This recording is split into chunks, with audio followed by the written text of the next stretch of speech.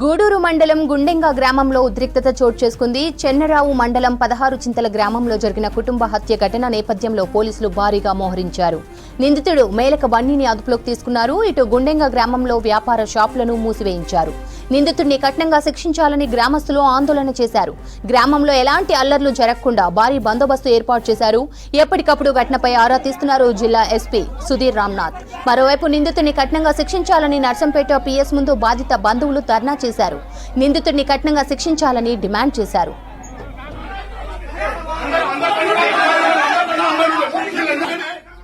ప్రేమ వివాహం కాదన్నందుకు అమ్మాయి తల్లిదండ్రులను దారుణంగా హత్య చేశాడు ప్రేమోన్మాది.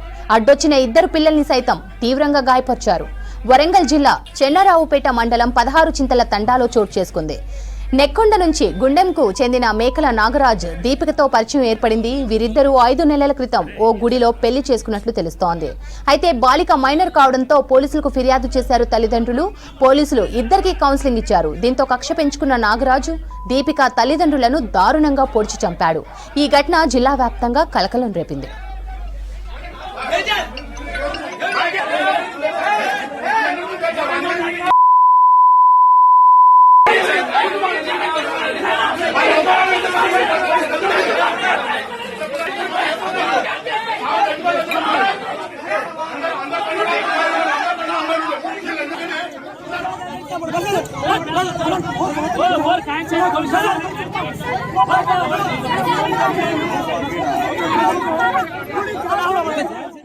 మరిన్ని అప్డేట్స్ కృష్ణమోహన్ అందిస్తారు. కృష్ణమోహన్, జంట హత్యలతో ప్రస్తుతం అక్కడ పరిస్థితి ఎలా ఉంది?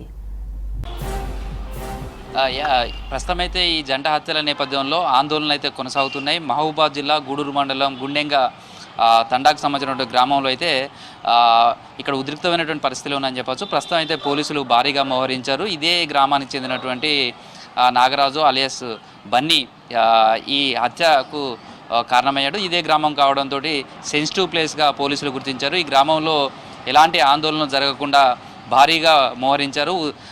ఈ సంఘటన జరిగిన వెంటనే అక్కడికి పోలీసు బలగాలంతా కూడా చేరుకున్నాయి. ప్రస్తుతం గ్రామంలో ఎలాంటి అవాంఛనీయ సంఘటనలు జరగకుండా ముందస్తు జాగ్రత్తలు తీసుకున్నారు. ఇప్పటికే ఇక్కడ ఉన్నటువంటి షాప్స్ కావచ్చు ఇవన్నీ కూడా పోలీసులు మూసివేయించారు.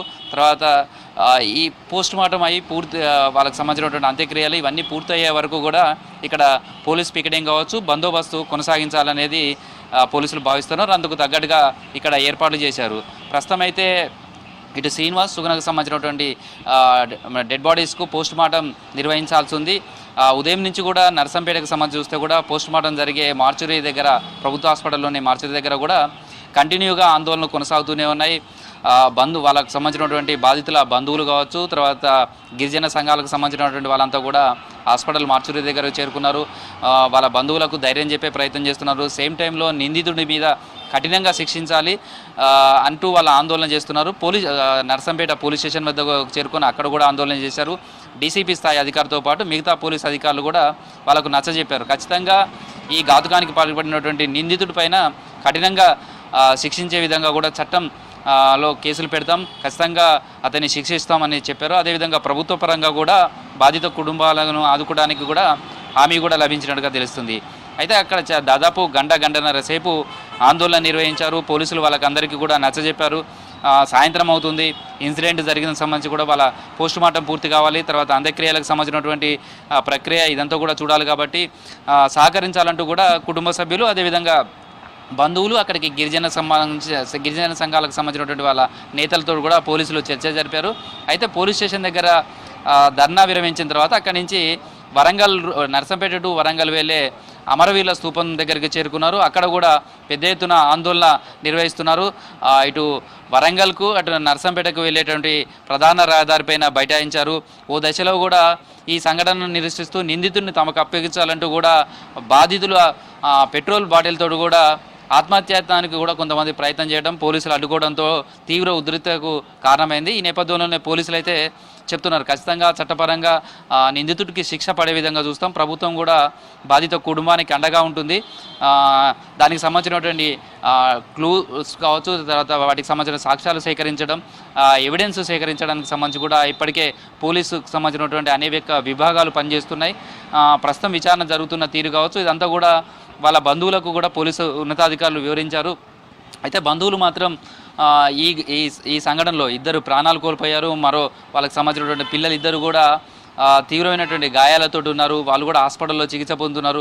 మొత్తం కుటుంబాన్నే అతను హత్య చేయాలనే దృక్పథంతో ఈ ఘాతుకానికి పాల్పడ్డాడు. కాబట్టి నిందితుడి పట్ల కఠినంగా వ్యవహరించాలి, అతన్ని మాకు అప్పగించాలంటూ కూడా ఈ బాధిత కుటుంబాలకు సంబంధించినటువంటి బాధితులు కావచ్చు వాళ్ళంతా కూడా డిమాండ్ చేస్తున్నారు. ప్రస్తుతం అయితే ఈ చెన్నారావుపేట మండలం 16 చింతల గ్రామం ఇది.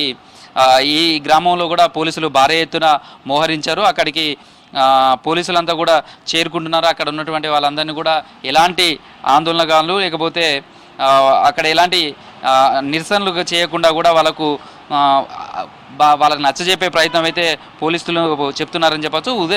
ఉదయం నుంచి కూడా ఇక్కడ వరుసగా ఆందోళనలు కావచ్చు, ఉద్రిక్తమైనటువంటి పరిస్థితి అయితే కొనసాగుతూనే ఉందని చెప్పచ్చు. ప్రస్తుతం అయితే బాధిత కుటుంబాలకు సంబంధించి కూడా ఓదార్చే ప్రయత్నం చేస్తున్నారు. వాళ్ళ కుటుంబ సభ్యులకు కూడా చెప్తున్నారు ఖచ్చితంగా నిందితుడి పట్ల ఎట్టి పరిస్థితుల్లో ఉపేక్షించేది లేదు, ఖచ్చితంగా అతన్ని చట్టపరమైనటువంటి శిక్ష పడే విధంగా చూస్తామంటూ కూడా పోలీసులు చెప్తున్నారు.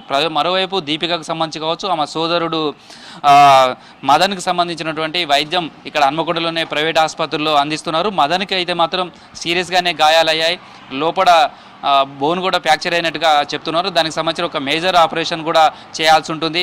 అయితే అంత్యక్రియలకు సంబంధించినటువంటి కార్యక్రమానికి హాజరయ్యే విధంగా కూడా కొంత వైద్యం అందించి పంపిస్తాం. ఆ తర్వాత మిగతా ఆపరేషన్ కావచ్చు, తర్వాత వీటన్నిటికీ పూర్తి స్థాయిలో వైద్యం అందించేందుకు డాక్టర్స్ కూడా ఒక ప్రణాళిక రూపొందిస్తున్నట్టుగా తెలుస్తుంది. మొత్తంగా ఇటు 16 చింతలకు సంబంధించినటువంటి గ్రామంలో కావచ్చు, అదేవిధంగా గుండెంగ గ్రామం, అదేవిధంగా నర్సంపేటకు సంబంధించినటువంటి టౌన్లో 3 చోట్ల కూడా పోలీసులు అయితే భారీగా మోహరించారు. తర్వాత అక్కడ కొంత ఆందోళనలు కొనసాగుతున్నాయి, నిరసనలు కొనసాగుతున్నాయి అని చెప్పచ్చు. ఇటు శ్రీనివాసు సుగుణకు సంబంధించినటువంటి డెడ్ బాడీస్కు పోస్ట్ మార్టం అయితే ఇంకా ప్రారంభం కాలేదు.